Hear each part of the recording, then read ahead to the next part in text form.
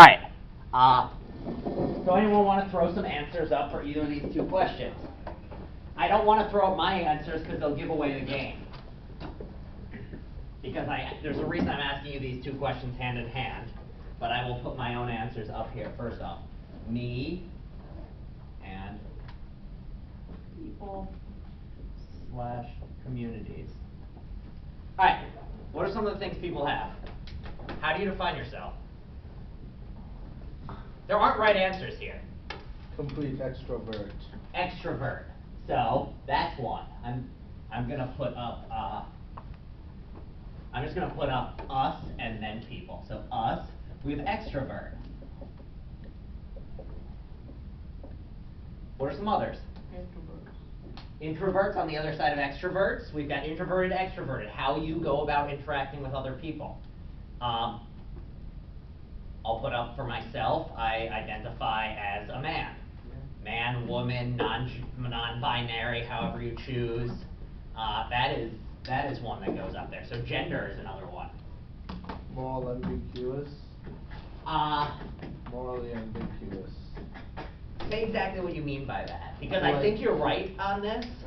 But Like you judge yourself when it comes to like making important decisions and understanding what actions you're doing, and this leads to this certain consequence. So like somebody, so not ambiguous so much as a moral, somebody who cares about morality and stops and thinks about it and holds yourself to a standard. That's what I Yeah. mean. So moral, I guess a morally interested actor, or someone who gives a crap about right and wrong. Or so yeah, these are the sorts of things. What are some other ones? I also identify as Judgmental. yeah, so judgmental. Another one is a New Yorker. How many of you identify as New Yorkers or think of yourself as a New Yorker? So yeah, like New Yorker. Or anyone want to throw up some of the, who are your people? So for instance, like I'm a Liverpool fan. I think of myself as a Liverpool fan. That's one. So like sports fans, that can be one of who. Yep. You're either a confused Denver Broncos fan or a very sad Knicks fan. So yeah, what sad. sports teams you're a fan of is one. What are some others? Barca. Which is Barcelona. oh yes, Barca, however you want to say it. Where's some more? Music. Yeah, what bands or musical groups you're a fan? I mean, like they even come up with like names for fans of certain groups, whose names I can never remember. So like, what are they? Like there are some that I just can't think of. I know if you like rock, you're like a rocker. Yeah, you're a rocker. Classic rock. Yeah, you're a classic rock fan. You can be a believer. Yeah. What are you if you're a believer? Or heavy metal. Yeah, you're like an excessively in love Justin Bieber fan. That is a group that exists. You could be a hip hop head. Yeah, there are tons and tons of ways in which you identify based on like what music you listen to. What are some others? Spiritual leader and Spiritual leader, so any sort of religious group you're a part of, that's another one. So who are your people who, if you are religious, whichever religious group you identify with. If you aren't religious, maybe it's strongly you identify with other people who are not religious. Maybe you're someone who's on the fence and you identify as someone who's like agnostic on it all. So we've got religion, sports, aka hobbies. any sort of hobby. So yeah, so I identify like my people. Who are my people? Nerds. Other nerds like me. Like people who are such nerds that you refuse to watch Game of Thrones because it didn't stick closely enough to the books. Like that's my degree of nerddom I'm at here. Like if you want to know like way too much about some weird fantasy world that I've read the book like 12 times, those are my people.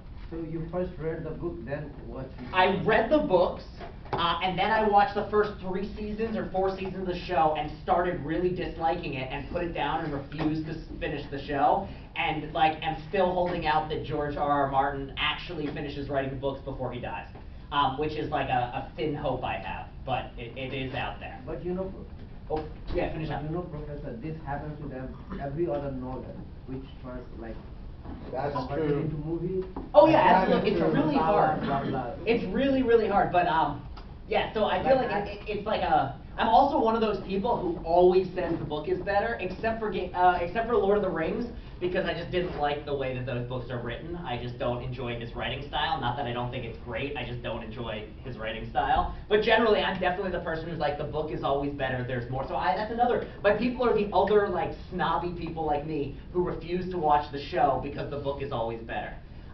Who are some more? Mo, you. I was gonna say, like, on the opposite side of hobbies, like your career. Careers, so yeah. So Yes. I identify as it, or my people are other teachers or other college teachers who I can talk to and identify with. Also, my people at John Jay. Like if I see someone wearing a John Jay sweatshirt on the subway, there's a sense of kinship with them, even if I'm teaching here and that person's a student here.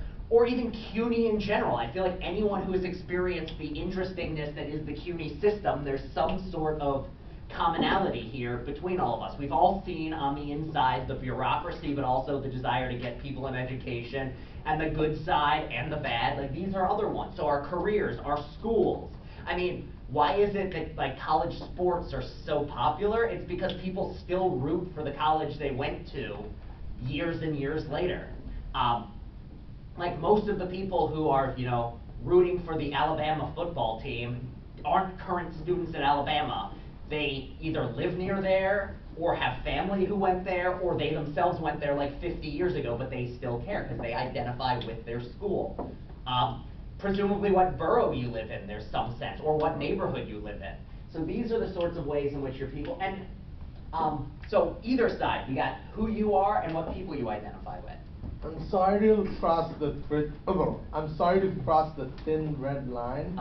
But what about political views? That is a really good example. So, for instance, people consider themselves members of a political party, or sometimes even like a specific broader group of people who share general political views. So, like, if you're somebody who believes in certain types of taxation, like more taxation for certain groups, less taxation for certain groups. Those are things that definitely you can identify as members of that community, or you can also identify yourself as somebody who holds those views.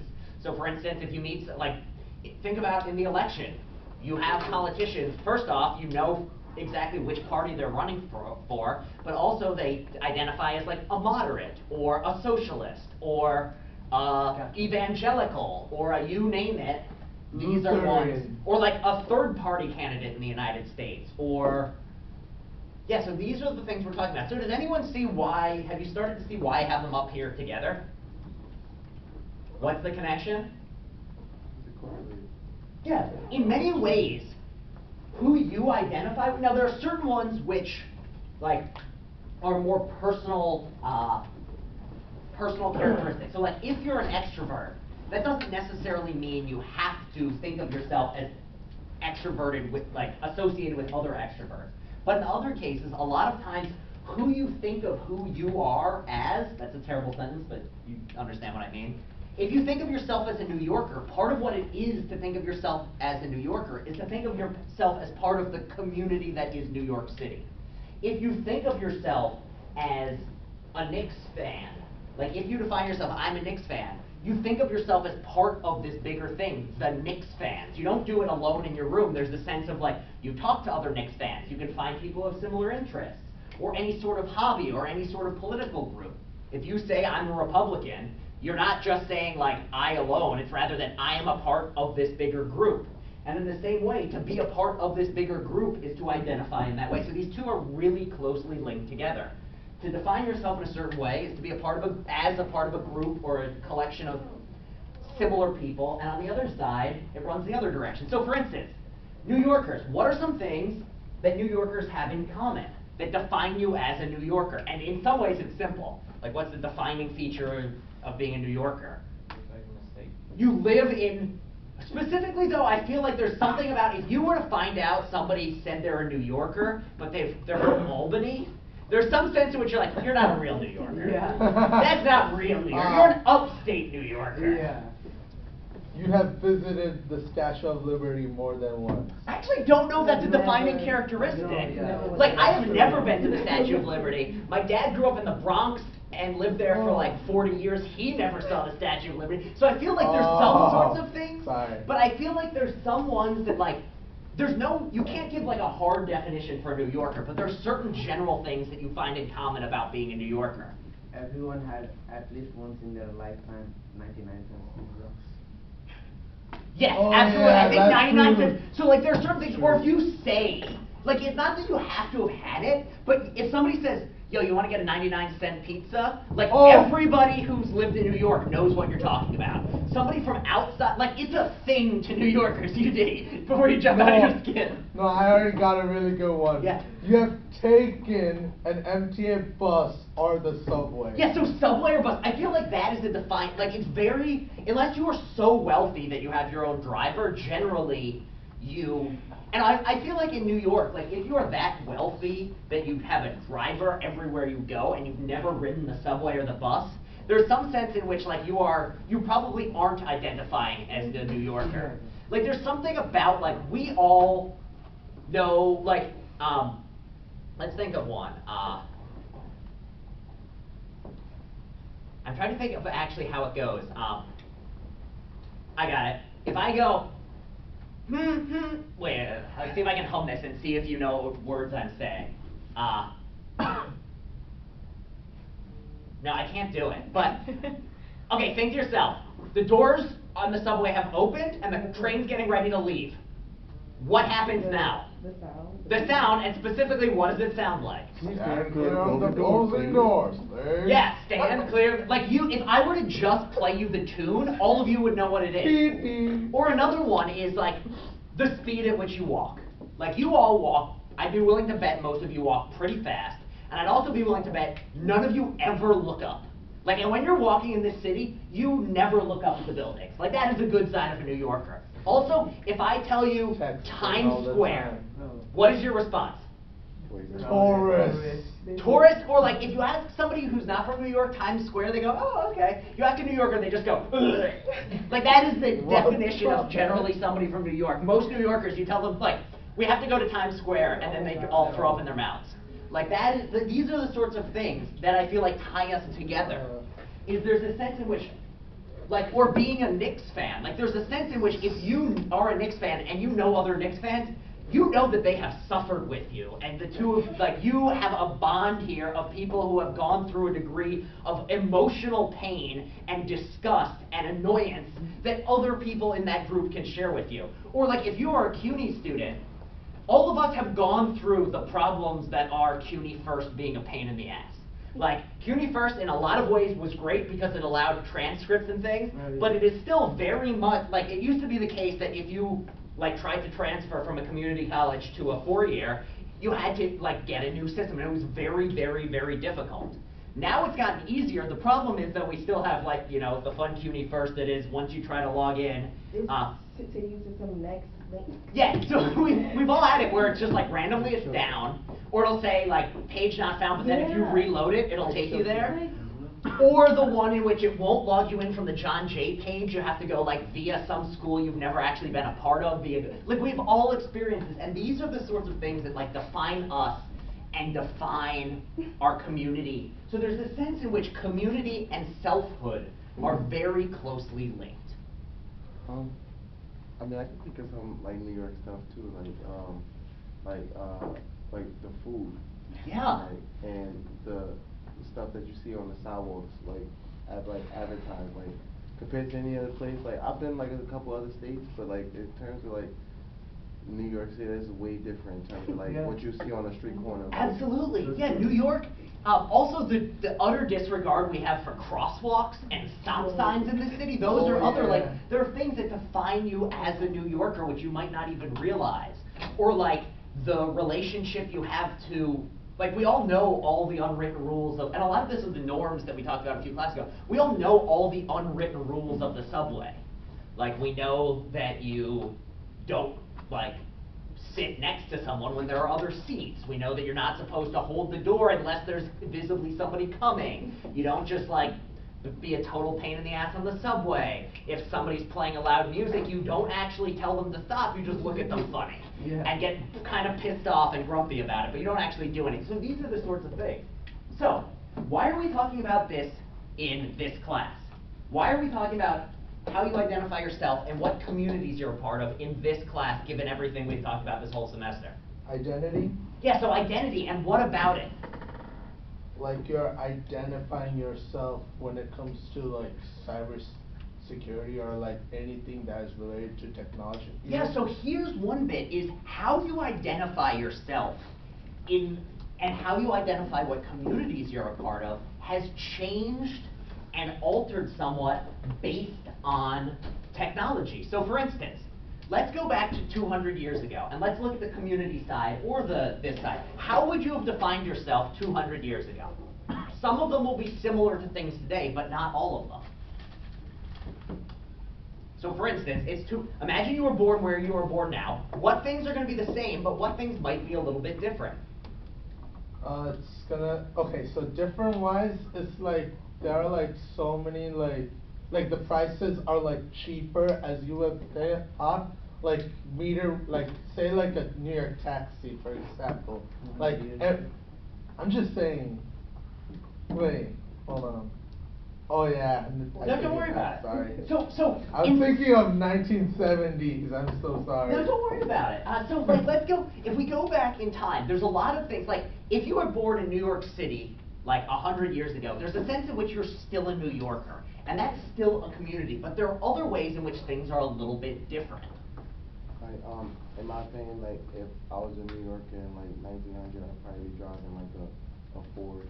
Yeah, Model T. So one thing that would be different. Or I'd be, like, a film, I'd be, like making, like, my own films, like, you know. Yeah, so one thing in which technology's changed is it's fundamentally changed each individual characteristic of how you identify yourself and what communities you're a part of and what it means to be a part of that community has changed.